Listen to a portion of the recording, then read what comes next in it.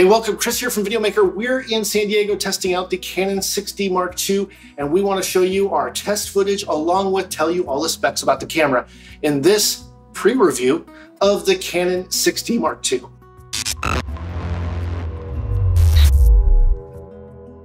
Are you a beginning filmmaker? If so, we have a shopping list of the 9 essential things every beginning filmmaker needs when getting started. To get it, click on this card or the link in the description.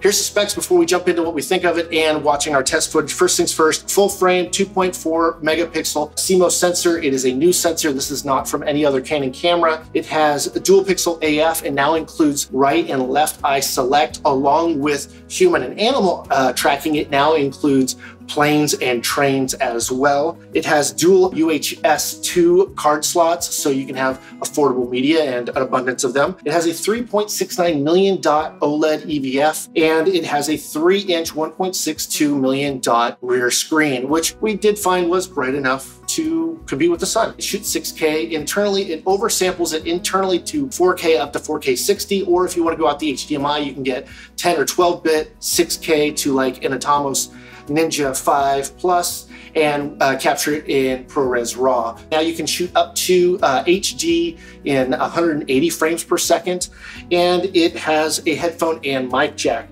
Lastly, it's got IBIS, that's in-body image stabilization, along with lens IS and digital IS, shoots C-Log 3, and then as well it has false color, which is very, very welcome. Now, Canon really led with dual pixel autofocus, and well, it was very, very good for very long, and now it's being updated in this camera, but we didn't find huge improvements. What we did see is that in photo mode, it was a lot stickier. So when we were watching photographers shoot, it was absolutely sticking a lot better than with video. It's oversampled 4K. We absolutely love the image. We found it to be quite contrasty, but that's Canon's look.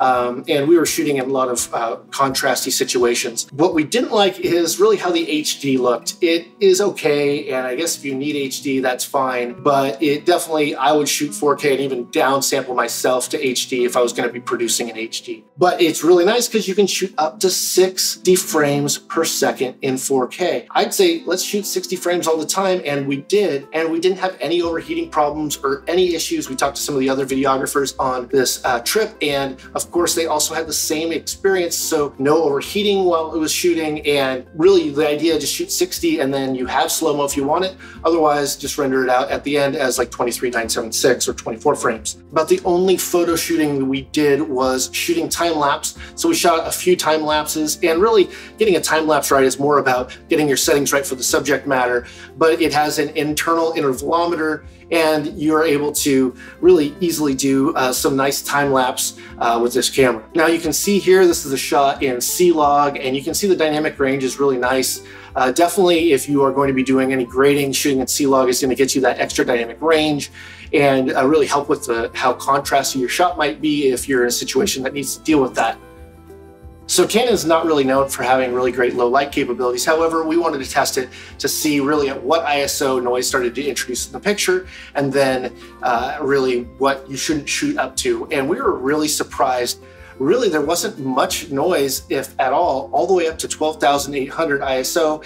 And then we would shoot at 25,600. Everything below that was pretty nice, very usable, and it doesn't, it means you're gonna be able to shoot in a lot of different situations when you have ample light or not. So should you buy the R6 Mark II? I'd say yes. If you already are a Canon shooter or shooting RF or EF class, probably be an upgrade from what you have. It's an upgrade from the past version. Now, we're just checking it out. Pre-final firmware, the units we used are pre-production, but we didn't have any issues, so we were pretty happy with the camera. We would love to have the autofocus perform a little bit more like when you're shooting stills. It's still pretty good and definitely great to use in those times where it's really hard to shoot manually, like on a gimbal or something like that. So the overall verdict, it's a great camera for the money. If you would, change your camera body, from Sony or Nikon or Panasonic, maybe not. It really depends on your own situation. If what this camera offers is improvement over what you have, you might consider changing your body. So for that, thank you for watching. I've been Chris from Videomaker. Until next time, take it easy.